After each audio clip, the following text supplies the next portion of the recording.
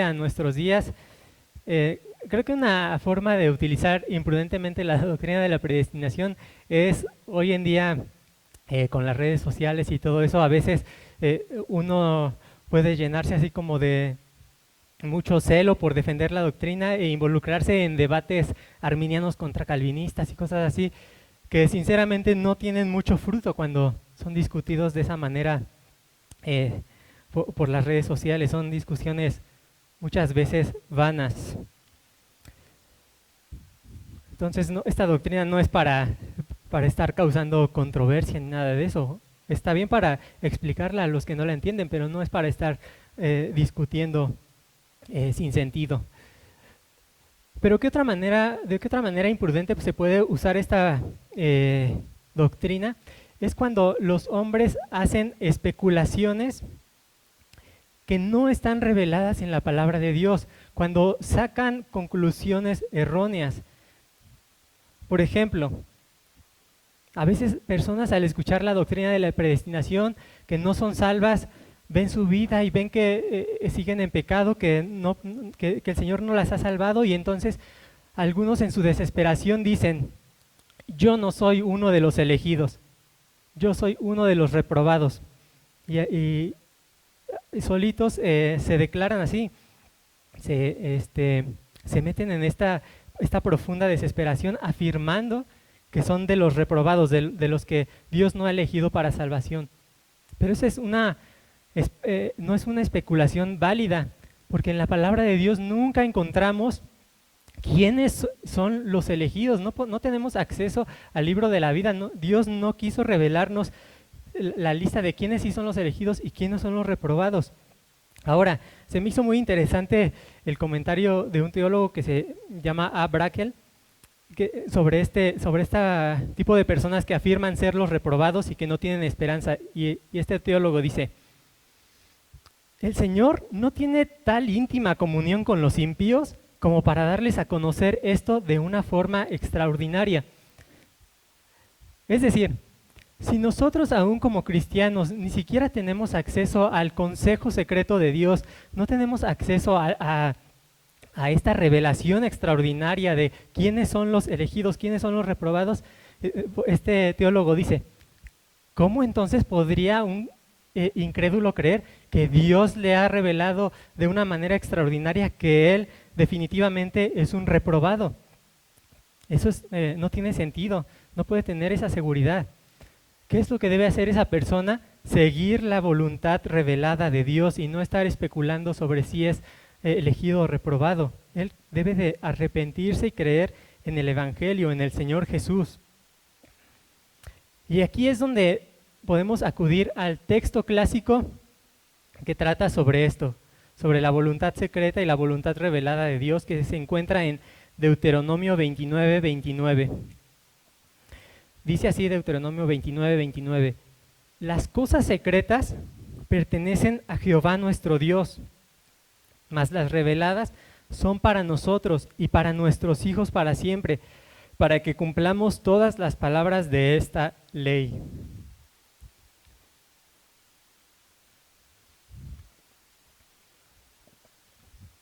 Deuteronomio 29:29 nos deja muy claro estas, por así decirlo, dos voluntades, o esta distinción en la voluntad de Dios. Distinguimos, por ejemplo, en las cosas secretas, la voluntad secreta de Dios, aquello que Él ha decretado desde la fundación del mundo. ¿Qué es lo que va a pasar mañana? ¿Cómo Él obra todas las cosas? ¿Quiénes son los escogidos? ¿Quiénes son los reprobados? Todas esas cosas están en la voluntad secreta de Dios. No podemos conocerlas, no podemos tener acceso a la mente del Señor. Pero Deuteronomio 29 nos dice que el Señor ha revelado unas cosas para nosotros, para nuestros hijos, para siempre. ¿Y con qué propósito? Para que esas cosas que sí tenemos claras, que sí tenemos reveladas, las cumplamos, para que hagamos la voluntad del Señor, aunque no conozcamos su secreto, aunque no conozcamos quiénes son los elegidos, aunque no conozcamos qué va a ser del mañana, podemos seguir la voluntad revelada de Dios en su palabra. Así que Si alguien no está en Cristo actualmente, si alguien todavía está en sus pecados, si no ha creído en el Señor, su llamado no es a investigar si es predestinado o si es elegido por Dios. El llamado que la palabra de Dios hace es: arrepiéntete y cree en el Evangelio. Por eso el Señor Jesús hacía esta oferta del Evangelio para todos, para que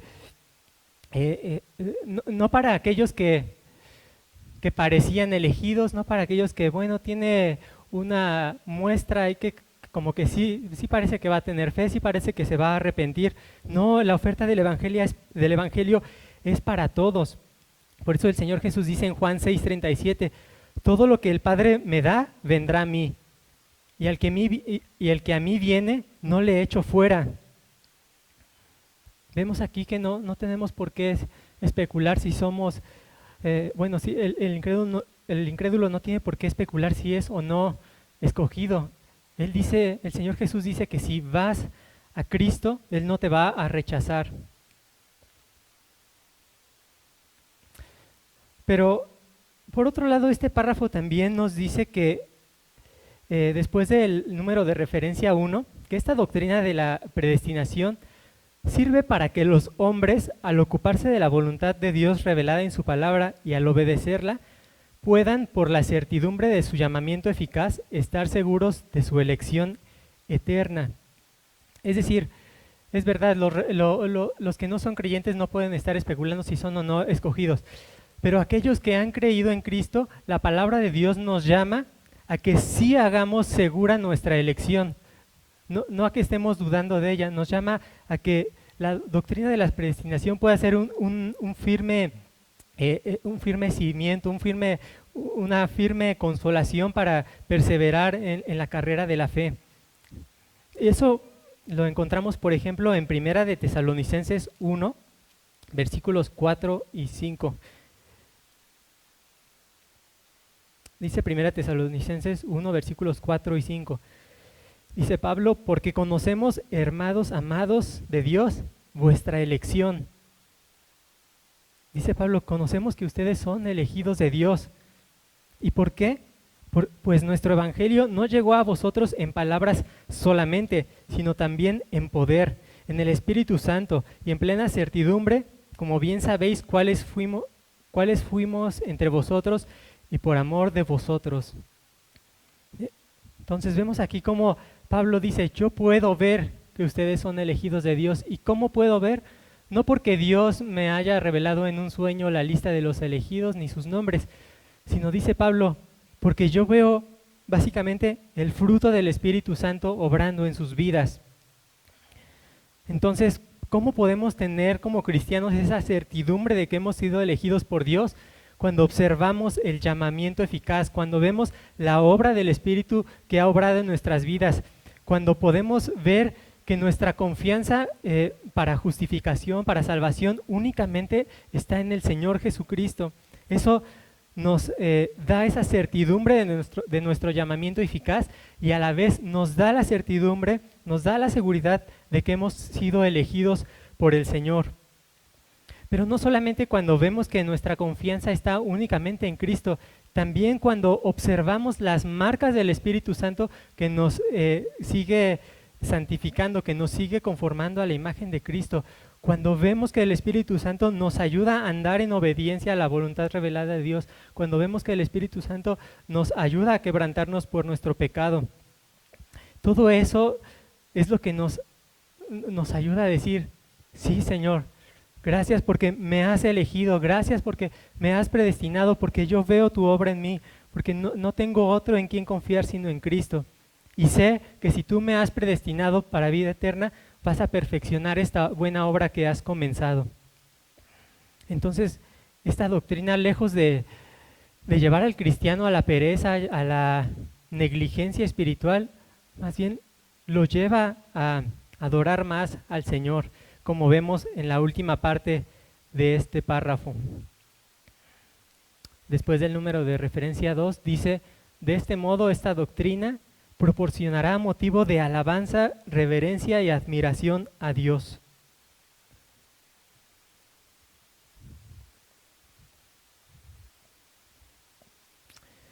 esta doctrina es motivo de que alabemos, de que seamos reverentes y admiremos a nuestro Dios.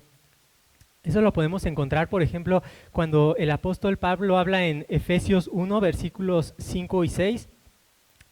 Justamente está hablando de la predestinación y dice: en amor, habiéndonos predestinado para ser adoptados hijos suyos por medio de Jesucristo según el puro afecto de su voluntad. Y el versículo 6 dice: ¿para qué? Para alabanza de la gloria de su gracia, con la cual nos hizo aceptos en el amado. Para que cuando contemplemos esta gracia inmerecida de Dios, para que cuando contemplemos que fuimos predestinados para ser hijos de Dios, lo alabemos con todo nuestro corazón. Igualmente, el apóstol Pablo en Romanos 11, después de haber tratado estas cuestiones difíciles de respecto a que a Jacob amé y a Esaú aborrecí y todo eso, termina el apóstol Pablo diciendo: oh profundidad de las riquezas de la sabiduría y de la ciencia de Dios, cuán insondables son sus juicios e inescrutables sus caminos. Entonces vemos cómo el apóstol Pablo no dice: bueno, hemos ya entendido con toda al 100% lo que es la doctrina de la predestinación, ya entendemos todo lo que Dios tiene en su mente. Dice: no, esto sobrepasa mi entendimiento, es tal profundidad de esta sabiduría de Dios que solamente lo puedo adorar, que solamente lo puedo alabar por esto. Podemos admirar a Dios por ser sabio en hacer un plan de salvación.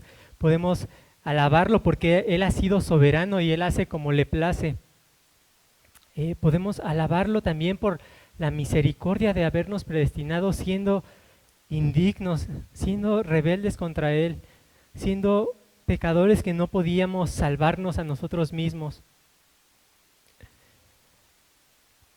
Y hermanos, también de aquí podemos darnos cuenta que la teología nos lleva a adorar a Dios. Cuando comenzamos a entender la doctrina de la predestinación, lo alabamos con más fervor. Y si seguimos estudiando y conociendo más a nuestro soberano Dios, más nos humillamos, más vemos que grande es nuestro Dios, y todavía lo podemos seguir alabando y sirviendo con mayor fervor. ¿Qué más produce la doctrina de la predestinación? Reverencia y gratitud. Porque no es por algo que hubiera en nosotros que Él nos predestinó, fue por su buena voluntad. ¿Qué más produce? Humildad. La doctrina de la predestinación produce humildad en los cristianos. Dice Colosenses 3:12: vestíos pues como escogidos de Dios. Ahí tenemos la elección o la predestinación. Vestíos pues como escogidos de Dios, santos y amados, de entrañable misericordia, de benignidad, de humildad, de mansedumbre, de paciencia, etcétera. ¿Y cómo no nos va a humillar la doctrina de la predestinación? Si es algo que nosotros no pudimos haber causado que Dios hiciera. Es algo que no merecemos. Además, cuando entendemos la predestinación, no es un motivo para decir: bueno, yo fui más listo también que los arminianos y yo sí entendí que Dios es soberano y que Dios ha predestinado a algunos para vida eterna. Incluso eso es una soberbia, porque Dios es el que nos ayuda y nos abre el entendimiento para incluso entender estas cosas de la palabra de Dios. Entonces no tenemos nada de qué jactarnos, mucho menos creernos mejores que los demás, de que nosotros también fuimos muy listos en ir a la iglesia y creer en Cristo, porque aún la fe es un don de Dios. Y no hubiésemos podido creer si el Espíritu Santo no hubiese obrado en nuestras vidas primero y nos hubiera transformado con su poder. Así que no tenemos nada de qué gloriarnos. Toda nuestra salvación es solamente por gracia de Dios.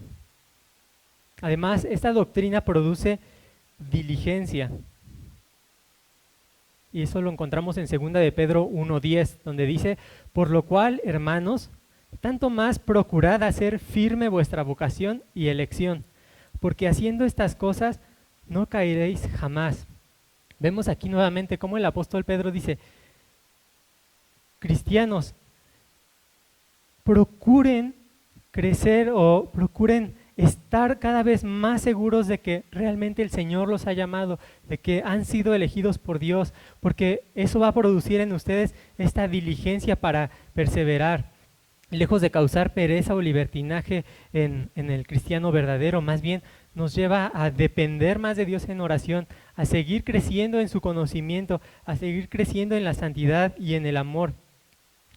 Y al mismo tiempo hay una interrelación, porque al mismo tiempo que esas gracias que el Señor va obrando en nosotros, nuevamente nos vuelven a dar esa seguridad de salvación, de que realmente estamos en Cristo, que estamos seguros en Él, de que hemos sido predestinados y elegidos para salvación y llegaremos hasta el final. Así que mientras procuramos hacer firme nuestra elección, crecemos en gracia, y cuando crecemos en gracia seguimos haciendo firme seguimos haciendo firme esta elección que el Señor ha hecho. Y finalmente, esta doctrina produce abundante consuelo.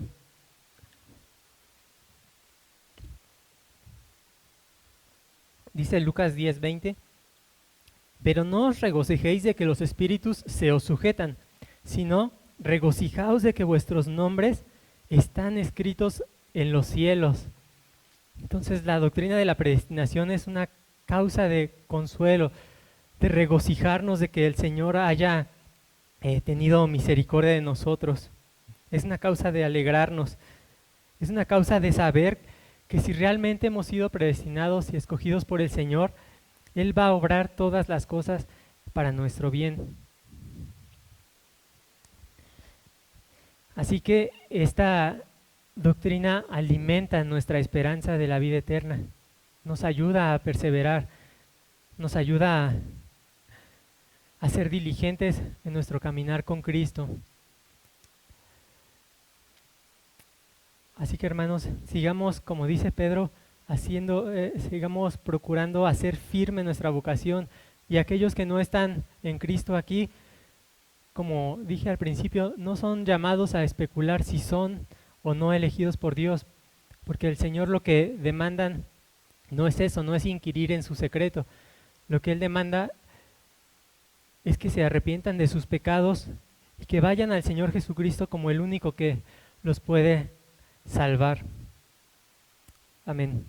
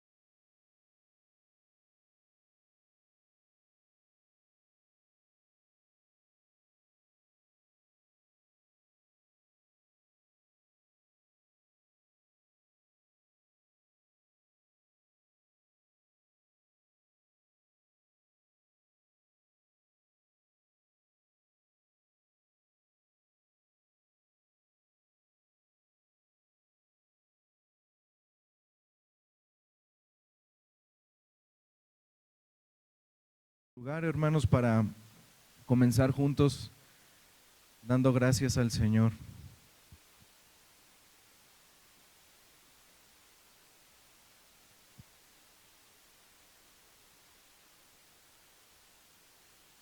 Antes de orar, darles la bienvenida a aquellos que quizá vengan por primera vez. Bienvenidos a Comunidad Bíblica de la Gracia.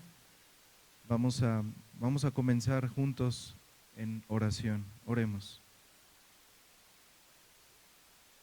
Padre, Señor, te damos tantas gracias por el gran privilegio que nos das de poder reunirnos, Señor, delante de ti. Señor, gracias por esta dicha, por esta bienaventuranza, Señor, de reunirnos, Señor, como tu pueblo, como tu iglesia, Señor, y de poder presentar alabanza, adoración, acciones de gracias delante de ti, Señor. Gracias, Padre, porque en tu misericordia, en tu bondad, Señor, nos permite, Señor, tener ese libre acceso, Señor, el acercarnos a ti con toda confianza, con toda libertad, Señor, por ese camino nuevo y vivo, Señor, que Cristo abrió a través de su muerte, Señor, a través de su sangre.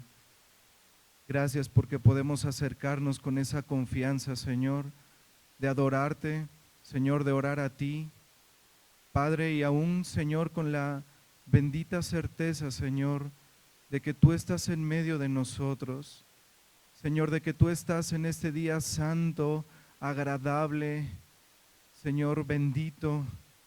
Tú estás, Señor, aquí en medio de nosotros, bendiciéndonos de una manera especial. Padre, gracias por tu presencia en medio de nosotros, Señor, por tu palabra, Señor, que siempre es eficaz, que siempre es oportuna, Señor.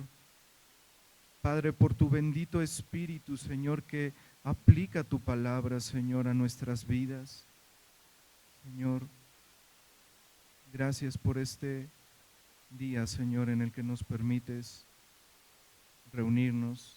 Permítenos alabarte, Señor, con toda disposición en nuestro corazón, Señor, de honrar tu nombre, Señor, de exaltar tu gloria, Señor. Padre, obra este día, Señor, en santificación de tu iglesia, en edificación, en consuelo. Padre, y obra, Señor, en aquellos que están muertos en sus delitos y pecados. Trae vida, Señor. Resucita, Señor, de entre los muertos a los que están apartados de ti, Señor. Te rogamos, Padre, que recibas toda gloria, Señor, en este día, en Cristo Jesús. Amén.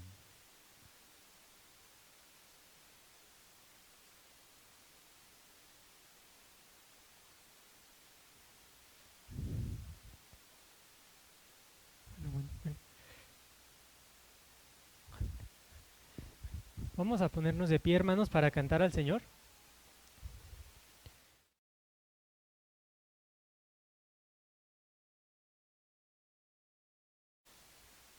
Salmo 100.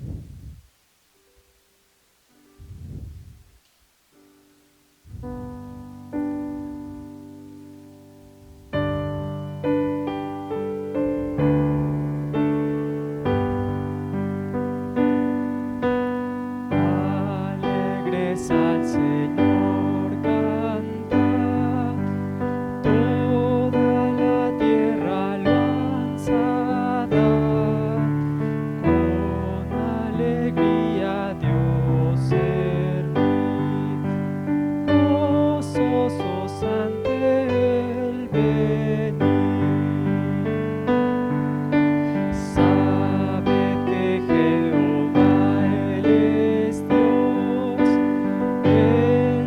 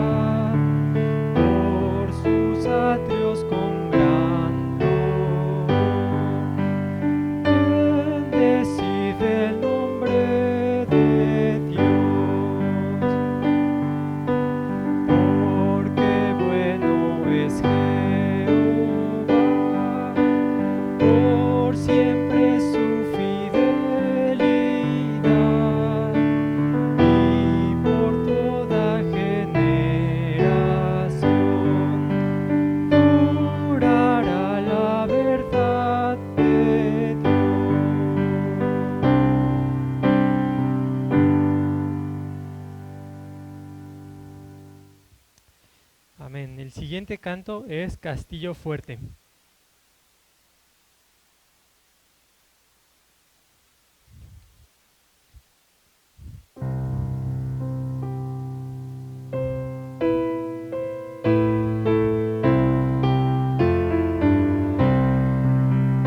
Castillo fuerte es nuestro Dios, defensa y buen escudo.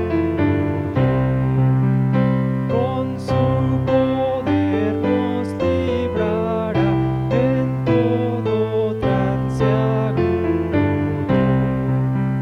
Con furia y con afán, acósanos atar. Por armas deja ver astucia y gran poder, cual él no hay en la tierra.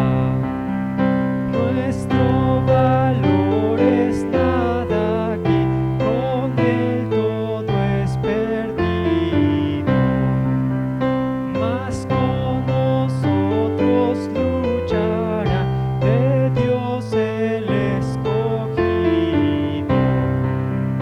Es nuestro Rey Jesús, el que venció en la cruz, Señor y Salvador, y siendo el solo Dios, Él triunfa en la batalla.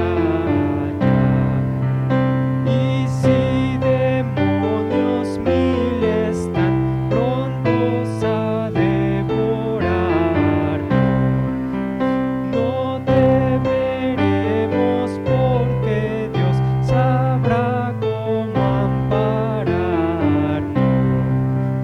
Que muestre su vigor Satán y su furor, dañarnos no podrá, pues condenado es ya por la palabra santa. Esa palabra del Señor que el mundo no apetece. Por el Espíritu de Dios muy firme permanece. Nos pueden despojar de bienes, nombre, hogar, el cuerpo destruir, mas siempre ha de existir de Dios el reino eterno.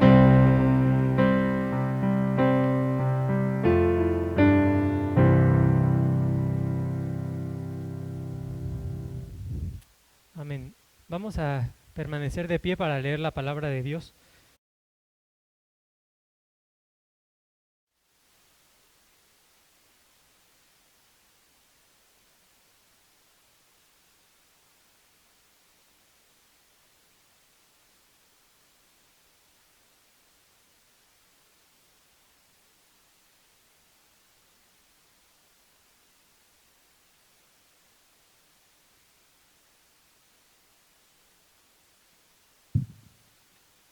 Buenos días, hermanos. Vamos a abrir nuestra Biblia en Deuteronomio capítulo 21.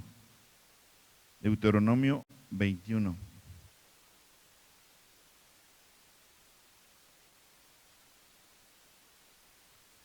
Dice así la palabra de Dios: si en la tierra que Jehová tu Dios te da para que la poseas, fuera hallado alguien muerto, tendido en el campo, y no se supiere quién lo mató, entonces tus ancianos y tus jueces saldrán y medirán la distancia hasta las ciudades que están alrededor del muerto.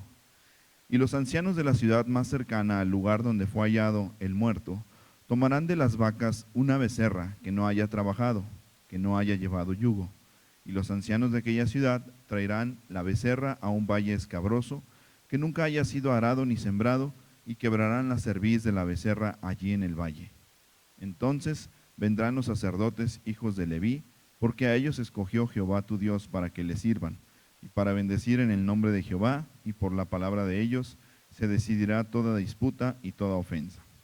Y todos los ancianos de la ciudad más cercana al lugar donde fuera hallado el muerto, lavarán sus manos sobre la becerra cuya cerviz fue quebrada en el valle, y protestarán y dirán: nuestras manos no han derramado esta sangre, ni nuestros ojos lo han visto. Perdona a tu pueblo Israel, al cual redimiste, oh Jehová, y no culpes de sangre inocente a tu pueblo Israel, y la sangre le será perdonada. Y tú quitarás la culpa de la sangre inocente de en medio de ti, cuando hicieres lo que es recto ante los ojos de Jehová. Cuando salieres a la guerra contra tus enemigos, y Jehová tu Dios los entregare en tu mano, y tomares de ellos cautivos, y vieres entre los cautivos a alguna mujer hermosa, y la codiciares, y la tomares para ti por mujer, la meterás en tu casa, y ella rapará su cabeza y cortará sus uñas, y se quitará el vestido de su cautiverio, y se quedará en tu casa, y llorará a su padre y a su madre un mes entero, y después podrás llegarte a ella, y tú serás su marido, y ella será tu mujer. Y si no te agradare, la dejarás en libertad. No la venderás por dinero, ni la tratarás como esclava, por cuanto la humillaste. Si un hombre tuviere dos mujeres, la una amada y la otra aborrecida, y la amada y la aborrecida le hubieren dado hijos, y el hijo primogénito fuere de la aborrecida, en el día que hicieres heredar a sus hijos lo que tuviere, no podrá dar el derecho de primogenitura al hijo de la amada con preferencia al hijo de la aborrecida, que es el primogénito. Mas al hijo de la aborrecida reconocerá como primogénito, para darle el doble de lo que correspondiere a cada uno de los demás, porque él es el principio de su vigor, y suyo es el derecho de la primogenitura. Si alguno tuviere un hijo contumaz y rebelde, que no obedeciere la voz de su padre, ni a la voz de su madre, y habiéndole castigado no les obedeciere, entonces lo tomarán su padre y su madre, y lo sacarán ante los ancianos de su ciudad, y a la puerta del lugar donde viva. Y dirán a los ancianos de la ciudad: este nuestro hijo es contumaz y rebelde, no obedece a nuestra voz, es glotón y borracho. Entonces todos los hombres de su ciudad lo apedrearán y morirá. Así quitarás el mal de en medio de ti, y todo Israel oirá y temerá. Si alguno hubiere cometido algún crimen digno de muerte, y lo hiciereis morir, y lo colgareis de un madero, no dejaréis que su cuerpo pase la noche sobre el madero, sin falta lo enterrarás el mismo día, porque maldito por Dios es el colgado, y no contaminarás tu tierra, que Jehová tu Dios te da por heredad. Amén.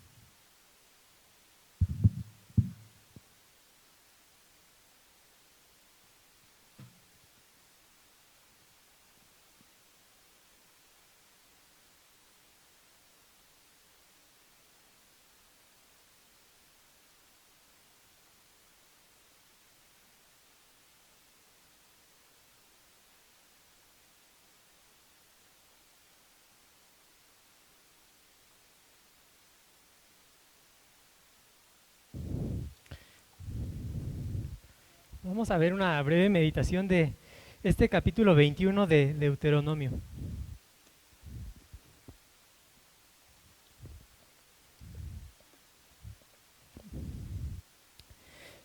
Como se ha mencionado a lo largo de todo este libro, recordemos que Moisés y el pueblo de Israel están a punto de tomar la tierra de Canaán, y Moisés está pronunciando un sermón de despedida para el pueblo, y está exponiendo los 10 mandamientos al pueblo de Israel y cómo ellos debían de aplicarlo en sus vidas una vez que estuvieran ahí en la tierra de Canaán. Y ahorita nos encontramos en la sección del sexto mandamiento, que dice: no matarás. Sin embargo, cuando leemos este capítulo 21, a veces es difícil discernir, o más bien vemos cómo no solo trata sobre cuestiones exclusivas del sexto mandamiento, sino incluso, por ejemplo, cosas relacionadas con el quinto mandamiento, sobre la relación entre padres e hijos, o sobre el mandamiento no adulterarás, cuando vemos esas regulaciones sobre el hombre que tomaba una mujer cautiva, y y cómo la debía de tratar. Entonces, estamos en la sección del sexto mandamiento, pero hay un poco de traslape, por decirlo así, con otros mandamientos en este capítulo. Y tenemos 4 situaciones particulares que Moisés quiere enseñarle al pueblo cómo debería de tratarlas. El primer caso que tenemos en este capítulo es el de un asesinato del cual no se sabe quién fue el culpable.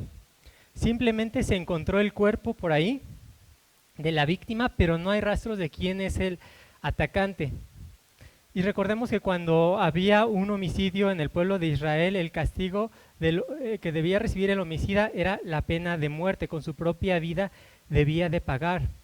Pero entonces, ¿cómo se iba a pagar la culpa de un asesinato del cual no se encuentra al asesino? Porque está el hecho de que se cometió un grave pecado en medio del pueblo, eso era innegable, no podía quedar sin castigo. Y entonces, ¿qué es lo que Dios dispuso para esas situaciones? Que trajeran una becerra y que le quebraran el cuello, que la mataran allí donde se encontraba el cuerpo de la víctima. ¿Qué aprendemos de esto? Que todo pecado necesita ser pagado, que todo pecado tiene esta culpabilidad delante de Dios, incluso esos pecados secretos, porque este asesino no quién sabe dónde andaba, pero el Señor sí lo vio. El Señor sabía que había cometido ese pecado. Tal vez ese asesino fue muy astuto y pudo librarse del juicio terrenal, pero el Señor es omnisciente, todo lo ve y de su vista no puede escapar.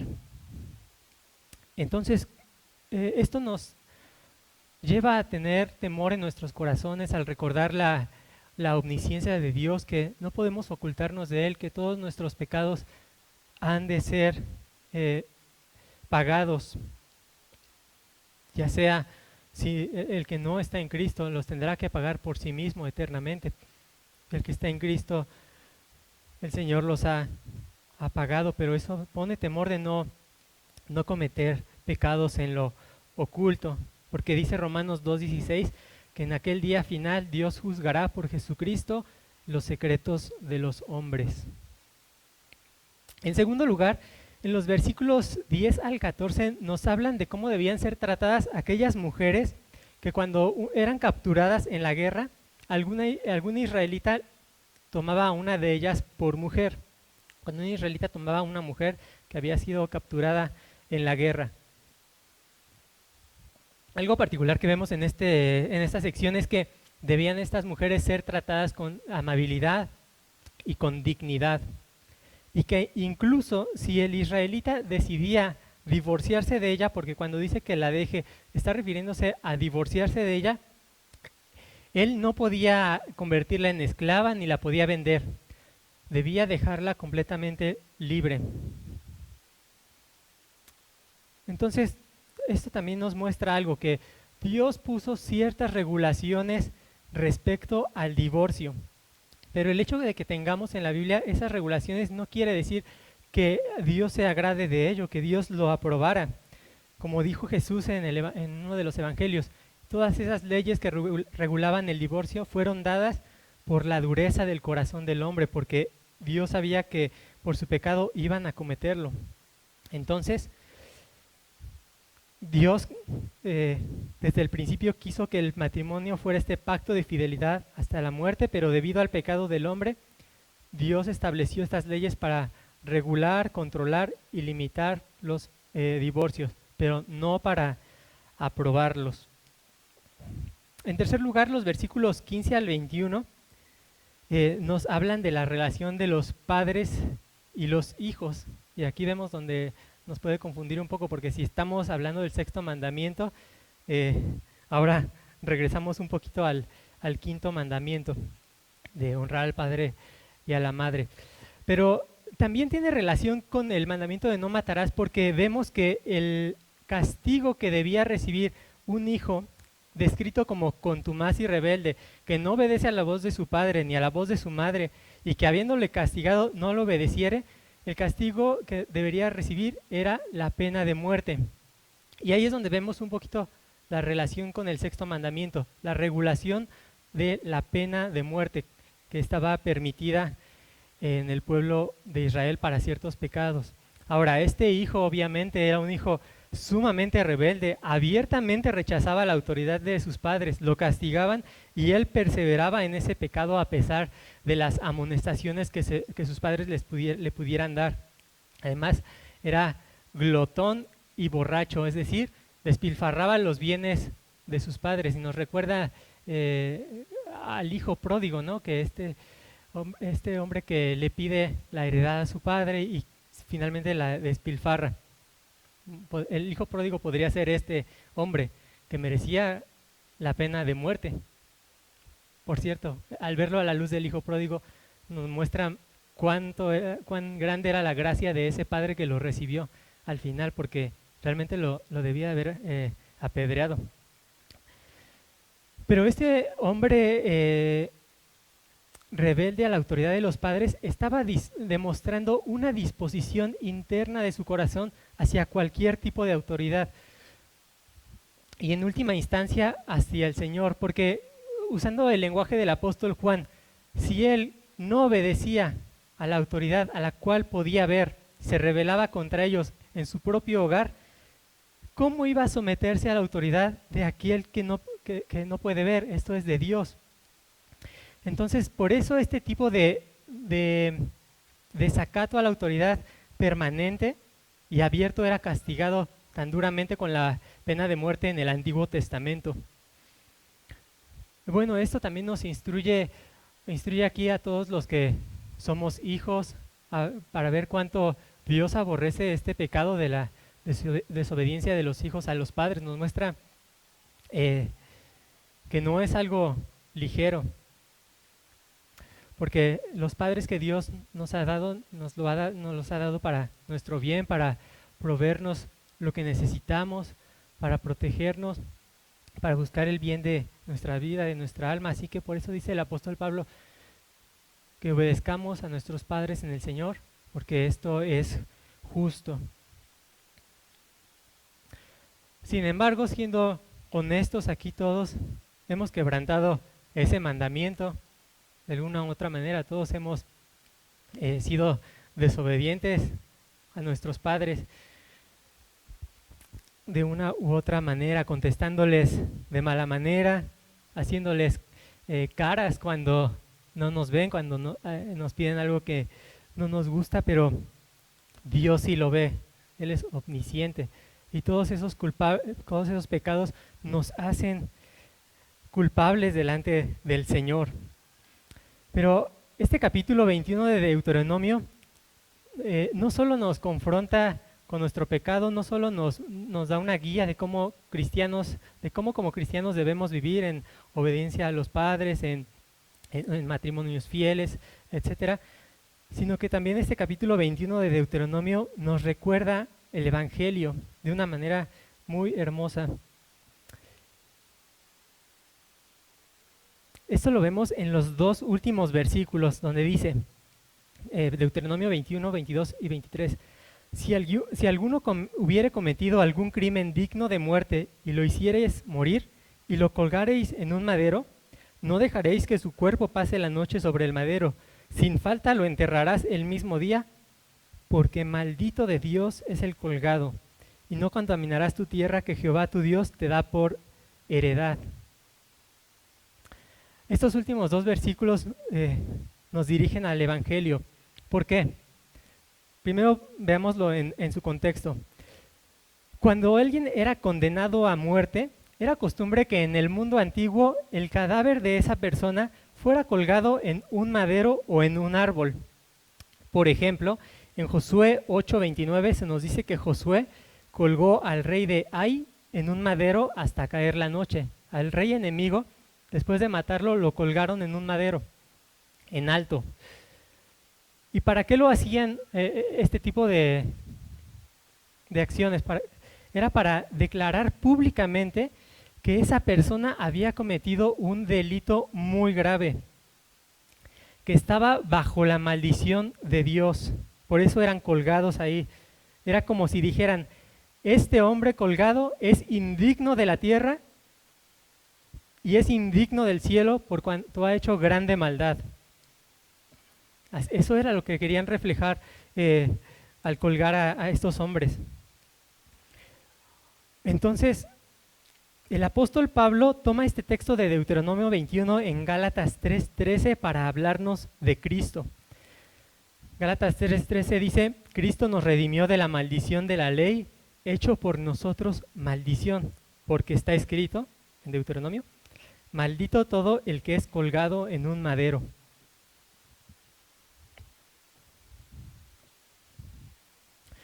Es decir, cuando Cristo estaba colgado en el madero, en la cruz, lo que la gente que pasaba por ahí debió haber pensado es: este hombre es indigno de la tierra, es un malvado, ha cometido una maldad terrible, es indigno de seguir viviendo entre los hombres, merece la maldición y el juicio y la ira de Dios. Eso es lo que debía de pensar la gente que pasaba por ahí donde estaba Cristo colgado. Pero hermanos, ahí es donde tenemos lo increíble del Evangelio, que Cristo no estaba allí por haber hecho una grande maldad. Cristo no estaba ahí por haber hecho una maldad mediana, y Cristo no estaba ahí por haber hecho una pequeña maldad ni siquiera. Él era completamente inocente, sin mancha, nunca cometió pecado y más bien siempre anduvo haciendo bienes. Él era el santo Dios hecho hombre. Y él voluntariamente fue a ese madero para ser colgado como uno bajo la maldición de Dios. Pero ¿quiénes son los que deberían de estar colgados ahí en ese madero como los que merecían la maldición de Dios? Somos nosotros, porque nosotros sí hemos pecado, nosotros sí hemos transgredido la ley de Dios, y sin embargo el Señor Jesús, siendo inocente, fue voluntariamente ahí para ser visto como un maldito de Dios, o sea, uno bajo la maldición de Dios, bajo su ira, bajo su juicio, como uno despreciado entre los hombres. ¿Y por qué lo hizo? Para que nosotros ya no fuéramos considerados malditos por Dios, sino para que Él nos pudiera perdonar, para que más bien fuéramos benditos de Dios por su gracia. Como hemos visto, en vez de ser malditos, somos bienaventurados los que estamos en Cristo. Así que cualquiera que haya sido el mandamiento que tú hayas quebrantado aquí, merece la condenación de Dios. Pero a todo aquel que confía en este gran Salvador, que voluntariamente fue al madero y murió en nuestro lugar, todo aquel que cree en Él puede ser librado de la ira de Dios y recibe su favor y su gracia inmerecida. Así que esto nos lleve a adorar más a nuestro Salvador.